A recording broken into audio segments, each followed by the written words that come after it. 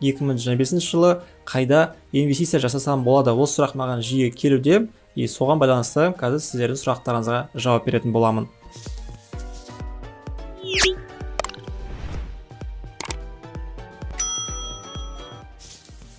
Ал енді достар, сіздердің сұрақтарыңызға келетін болсақ, негізінде маған көп адамдар, мен қолымда $500 бар, $1000 бар, там 5000, $10,000 бар, соны мен қайда инвестиция жасасам болады, қайда салсам болады, қалай көбейтсем болады деген сияқты осы бағытта маған жиі сұрақтар қойылады.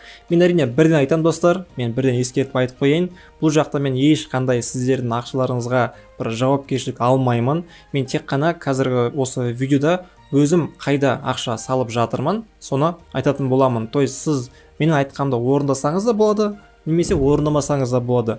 Егер орындап сіздердің ақшаларыңызға бір нәрсе болса, мен бұл жақта уже жауапкершілікті өз мойныма алмаймын. Себебі мен өзім ақша салып жатырмын,